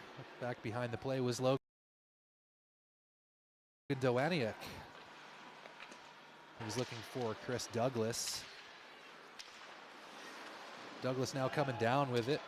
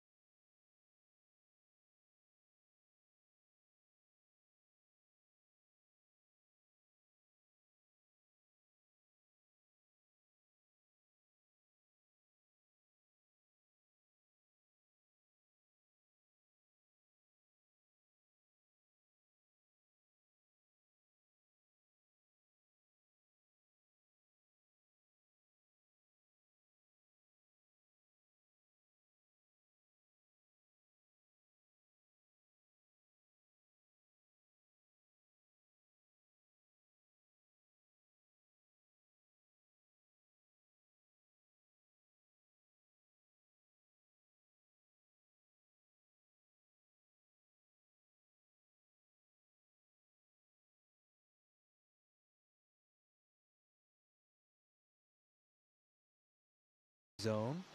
Still playing with a lot of energy, are MacEwan, despite the scoreline. This is a team that basically wears their hearts on their sleeves. And that's encouraging for the Griffins moving forward, because it's, you know, another weekend and going to be another tough weekend. Saskatchewan here next Friday night. It is a 7 o'clock start time here on Canada West TV, by the way, as well. And Dewaniak ripped one there, and that went off the stick and up and out of play. Will reset. Shots now 24 for the Thunderbirds, and MacEwan still with just that 9, getting plenty of opportunities, but nothing on net as of yet. It's been a relatively easy night for Schwebius, who's pitching the shutout about partially through the third period, rather. Now Samard in the middle, and it's still tied up in that center dot, but worked out by the Thunderbirds.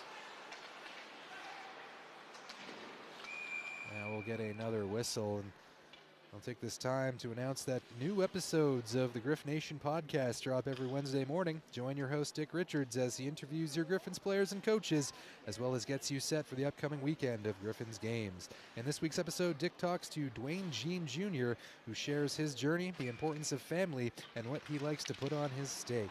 You can listen to the Griff Nation podcast on Spotify, iHeartRadio, and Apple Music. Back with you here in the third period.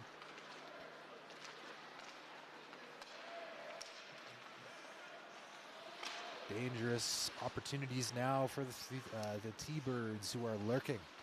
Mutala dropping it back for Weir. He circles, sending it around the Griffins net, out in front. That'll trickle through the crease. Ward kicked the pad out. Battling for it is Rhett DeCounty. Brendan Boyle giving chase. He's got Ty Thorpe to deal with. Great use of the stick by Thorpe, who creates the turnover, and Quinn Disher taking on 2 Griffins. He got sandwiched there trying to get it on net. Johnny Lambos back at the point through traffic. I believe that hit Disher and just never made it on net. Sundar will send one in on Schwebius. Back for Thorpe, who will tap it for right. McNabb. Taken away by Kowalik, but it's Thorpe now back with it, and it's McNabb sending it to the point. Unable to hang on was Johnny Lambos. Great pressure here by Liam Hughes. It's a 2-on-1 for MacEwan. And it's Liam Hughes finding a little bit of a consolation prize. 5-1 for the Thunderbirds, but the Griffins have a bit of life. Liam Hughes going again top shelf, and there goes the shutout for young Cole Schwebus, and it was a wonderful goal by the Liam Hughes, and for Hughes, that's Hughes' 5th goal of the campaign in 10 games. It was his 10th point of the Canada West season thus far for Liam Hughes. A little bit more of those, one of those underrated type players. Doesn't really get talked about a lot, but he's got 5 goals now and 3 assists on the year, so he's actually up to 8 points rather than 10, my bad. But nonetheless, a great impact player for MacEwan, showing that they're never quite down and out. We'll see what they can do with 13 minutes left on the clock, as it's Sundar now. Griffins playing with a bit of confidence. Gold. He's got Cabana cutting the net out in front for Cabana. Almost finding the twine. Caden Cabana keeping it interesting here at the DCA. Gold now. Relentless pressure here from MacEwan. Their first real showing of this game. Centering pass for Gold. High and wide. Logan Dewaniak back with Keaton Dewaniak at the point. Keaton Dewaniak is sending that on net. Schwebius will hang on. We get a whistle. Griffins with about 4 quick shots in the third period. It is 24-11, the total shots. Unassisted, that goal coming at 6:25 of the third period. So the kudos to the Griffins. They're down by 4, but they're not giving up, and that's encouraging. As again, they move forward, and again they're proving to UBC that they're a team to be reckoned with.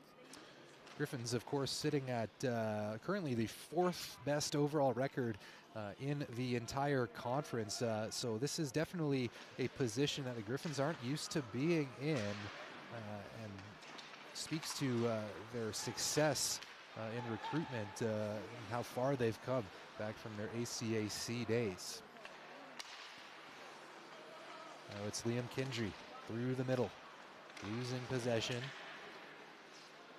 Johnny Lambo's wrestled down to the ice by DeCounty, and it's out in front again for the Griffins as Chabot was looking for his 10th.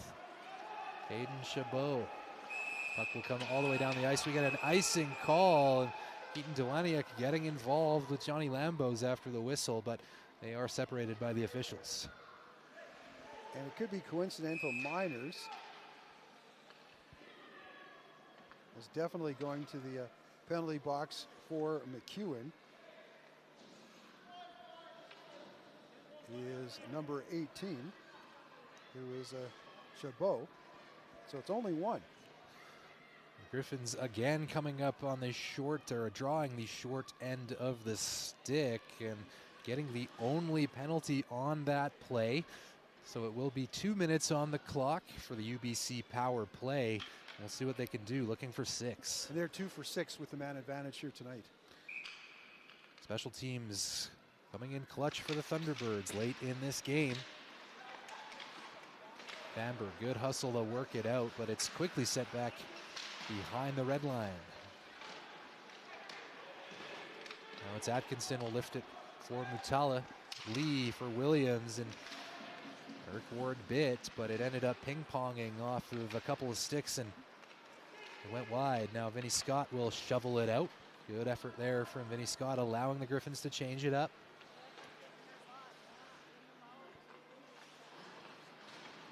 Lee. He's got options, dropping it back for Sasha Mutala. Sasha Mutala with Chris Douglas. Douglas cutting out in front of that net. He's got options. Douglas now with it. Blows by Miles Gold. But going down on the play, and now it's Lee at the point all alone. Douglas, after falling down, back for Lee. Back to Douglas. Over to Mutala with a quick shot. Blocker saved by Ward. Lee. Back to Douglas, or rather Williams. Cross ice feed. And it's broken up by Keaton Dewaniak. Out in front was Gold, who got a stick on it but couldn't hang on. Williams collects. Douglas back to Williams for Lee. Some extended zone time here for the Thunderbirds. And they do well with it on the rebound. It's Atkinson again, picking up his 2nd of the contest off some vicious power play pressure by the Thunderbirds. It's 6-1. Yeah, relentless pressure, and for Atkinson, he was again going upstairs on Ward, and he's been victimized a few times, going high glove or high blocker side.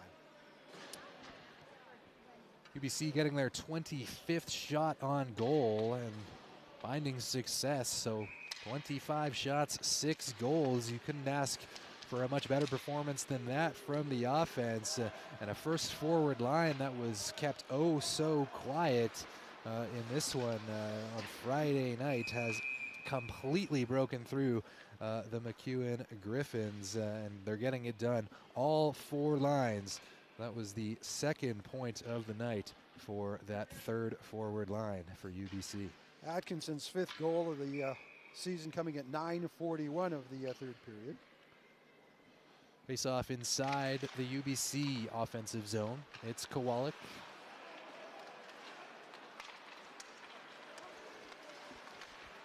Bamber will lift that into the offensive zone.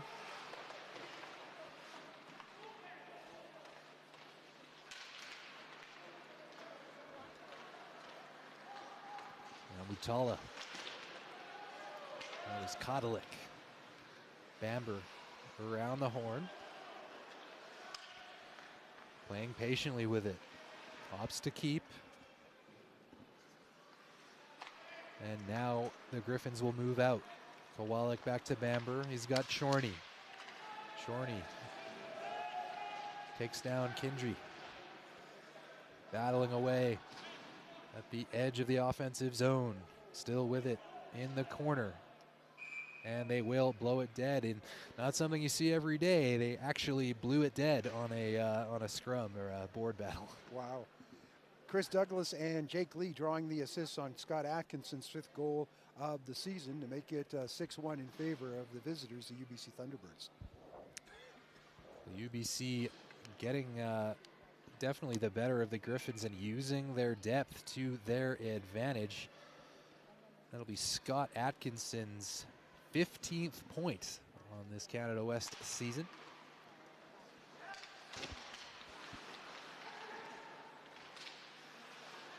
Gene Jr.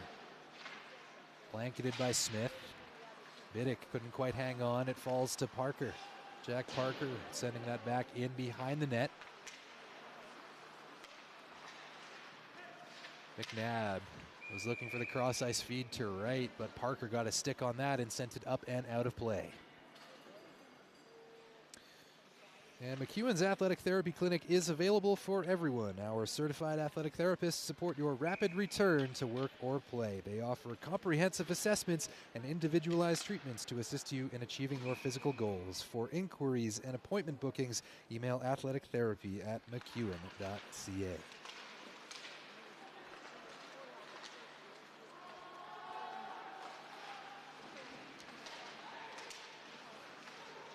Mercer. Good pressure to hang on to that puck, and it's sent back into the corner. Simard will work it out. The captain, he's had a bit of a quiet game, and he's still looking for 100 shots. Got a couple there on his Canada West career. He was held without a shot in that first Friday night game. Now back it was Vinny Scott cutting towards the net. Smith. Back down below for right, takes a bump. DeCounty back down the ice, but icing will be the call with 8 minutes and 2 remaining in the game. A new era for Griffins Athletics has arrived with the release of our new logo. Head to the MacEwan bookstore online or in store and get geared up for every Griffins game day with our new merch. Items include hoodies, zip-ups, hats, shorts, and bags. Shop online and ship it to your house for as little as $5. Wow, economical. Find the exclusive Griffins collection made just for Griff Nation only at the MacEwan bookstore. And my eyes were not deceiving me when I was looking around at Miles Gold. He's been all over the ice for MacEwan despite the scoreline. And last Friday at Regina, Miles Gold matched a program record who was previously held by David Cope in 2022 for those longtime Griffins fans. And he had 8 shots in that game, which matched said record. And he also broke the program's rookie record previously shared by Caden Chabot, who had 7 in 2022, and Vinny Scott, who also had 7 in 2024. Another face-off to the left of a very busy Eric Ward. 25-12 the shots on goal in favor of UBC at this point. Boyle in the middle for MacEwan, and he will win the face-off. The puck is sent quickly to the corner. It's Kowalik firing it back at the official. Unfortunate break as Sullivan almost got the better of that off of what could be described as an unfortunate bounce, Larry. Yeah, the hockey god's not in the Griffins' favor tonight in any form. Is a bad bounce, and it again, UBC fortuitous on it. A supernatural feeling here tonight at the DCA. We've got no sound system, we've got weird bounces, and we've even got the inflatable Griff going down in a Hindenburg-like disaster for those fans who are paying attention with a sharp eye late in the second period. But we are doing okay, and we're happy to be here as we are rounding down this broadcast on CBC Gem and Canada West TV, presented by BioSteel. Puck inside the T-Birds offensive zone, but worked out by Brendan Boyle, who takes a big shot. And going down on the play, Mercer was behind. I believe that was Sullivan who took the hit from behind. And still some commotion as Lambos was not happy. He shoved Miles Gold into his own bench. Now back the other way, it's Mutala, who just lost out on the partial break. Griffins have some numbers here, as it was Biddick looking to cut to that net. Gene Jr. still with it. Strong movement of the puck by MacEwan, but it is UBC who comes away with it. And Nathan Sullivan not endearing himself to the fans or the Griffins, as he was jawing with the MacEwan players on the bench and yelled a woohoo before he retreated to his bench without taking any punches or anything from the Griffins. Let's just say that Nathan Sullivan is a player on UBC that's not afraid to hurt some feelings out there on the ice. He's one of the more vocal players you will hear in this division. He's gotten in trouble for it before, but you got to love the energy that some of these players do bring to the ice day in and day out. That is what makes these players so good in this league, and they just continue to get better and better. League continues to develop. Gene Jr. takes the face-off into the corner. Worked free, now it's Keaton Dewaniuk. Hughes. Liam Hughes, the goal scorer for MacEwan. Vinny Scott now for Simard. Back to Dewaniuk at the point. Cross-ice feed, he had Vinny Scott there in the slot all alone, out in front, centering pass, nobody home. Griffins finding the offense yet again here late in the third. Game may be out of reach, but not going down without a fight. Weir back for Smith. Puck took a funny bounce off of the boards. Falls to center for Logan Dewaniuk. Vinny Scott giving chase. Comes away with it, now it's Gold.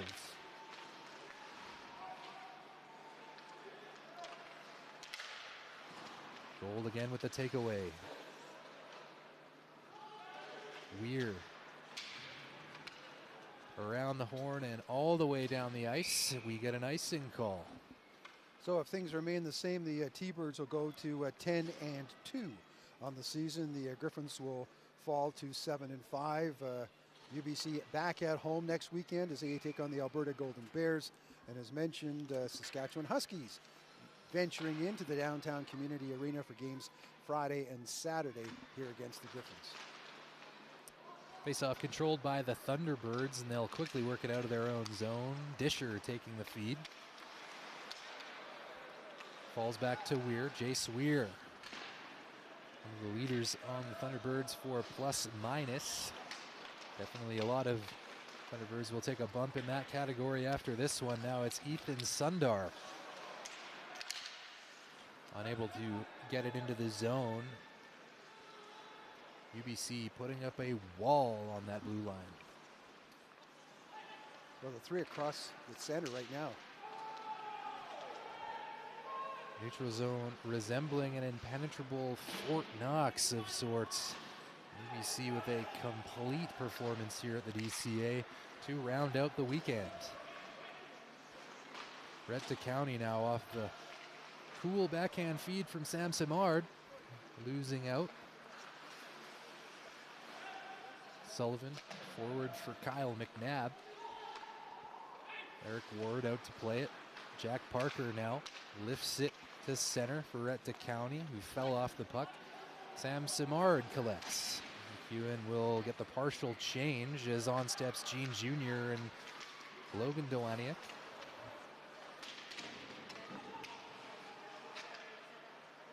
Keaton Dewaniuk forward for Carter Chorney, who was cutting to the net. Loose puck for Chorney. Kang jumped on that one. Sullivan. He had Williams with him, but Ward will cover up with 3 minutes 25 to go in the contest. We are in the dying embers. And again, both teams, the vocal amount of stuff between the two teams has increased, and so too has a little bit of the cheap shots as from away from the play, as both teams are, I guess, posturing for another possible postseason matchup. And who could forget that electric playoff series between these two teams last season, last February. A lot of players that were on that team. Caden Cabana scored the overtime winner in the first game of that series to give the MacEwan Griffins their first ever Canada West playoff victory, and to do it on the road in UBC, nothing short of impressive.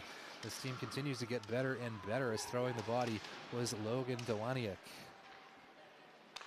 Back for Jace Weir, forward for Smith. Puck took a deflection off of Sundar, fell back to the point. Smith will let one go. Blocker and pad save by Eric Ward. Mutala, the puck was frozen. We got a whistle. Gloved ahead. We get a hand pass is the call. 2 minutes 39 to go in the third period. Shots 27 for the Thunderbirds, 12 for the Griffins. So while the Griffins have found some offense, it's a case of too little too late. And at least they haven't sloughed off in the third period. They've had a resounding big effort here in these 20 minutes here. 2 minutes 20 to go. It's Disher with the puck for Kang.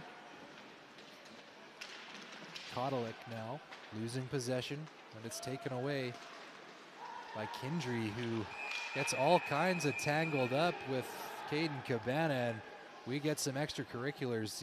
T-Birds taking exception to that. I think the Griffins are going to get the initial penalty. Now it's going to be how many players go off here, as the referees are going to try and clamp things down with just over 2 minutes remaining here, Ty. And it's so easy to let the games get out of control. For those of you watching on Friday night, you'll remember we almost had a couple of fights around this point in the game. A game misconduct. We've had multiple players in the box, but again, it looks like so far the only call will be on Cabana. So power play coming up for the Thunderbirds. You're not going to call the retaliation, Larry. Yeah, which I'm surprised at. I would have. They're just they're inviting something more to happen here in the dying stages. We'll keep our eyes peeled for sure in the dying moments. No motions on the bench. Both benches remaining quiet thus far. Well, that's what Coach Zach Daly is saying to the referee Jensen, like, take them both out. It has been that kind of night for the Griffins, not getting the luck of the calls. Fighting for every inch out there, not giving up, but they could have potentially done with some more power plays. But to that same extent, a little undisciplined play getting the better of them. You cannot make those mistakes against the team of the caliber of the UBC Thunderbirds. Hard lessons being learned here at the DCA as the Griffins find themselves more on the inside, looking out of the playoff picture nowadays, and these are the teams that you have to learn how to beat if you are gonna keep moving up those standings. And UBC not with their #1 power play on right now, getting other people experience. And such a key to the success of these Thunderbirds, their ability to spread the offense around. Now it's Kotelik. Drop that back behind the net for Ty Thorpe. Kotelik will come back to collect. Smith unable to keep that in at the point. We are approaching the final minute of play in the third period.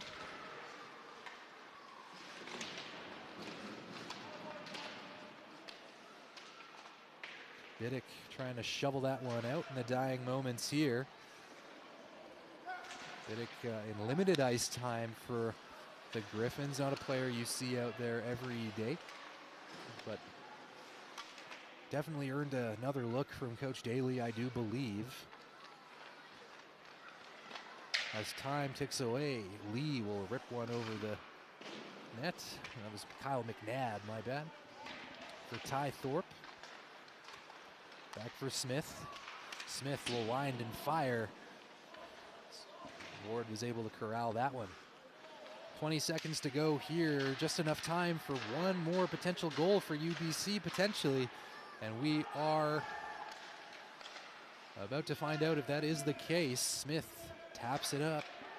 Wright will drop it back for McNabb. McNabb taking on 4 Griffins, getting sandwiched by everybody as time expires. 6-1 is the final score in this one. Thunderbirds making a commanding statement in game #2 of the weekend series. Griffins have to do some soul searching. 2 goals in the third period. Liam Hughes unassisted at 6:25, putting MacEwan on the board. And then Scott Atkinson, his second of the hockey game, second power play marker. Douglas and Lee drawing the assists at 9:41. Shots on goal in the hockey game for the UBC Thunderbirds 31 and the MacEwan Griffins 14. Next action for both these teams at their respective home bases. So for MacEwan, it's against the Saskatchewan Huskies next Friday night, 7 o'clock. The opening puck drop here at the Downtown Community Arena. And for the UBC Thunderbirds, it's 7 o'clock on Pacific time on Friday as they entertain the Alberta Golden Bears. With that being said, ladies and gentlemen, thank you for being a part of this game on CanadaWest.tv, presented by BioSteel and across the nation on CBC Gem. I couldn't be more happy to bring this coverage to you. I am Ty Holloway. I am alongside Larry Reed, and we will see you here next weekend for more exciting Canada West hockey action. Happy holidays if you celebrate American Thanksgiving. That is just around the corner. But until then, we will see you soon. Good night, everybody.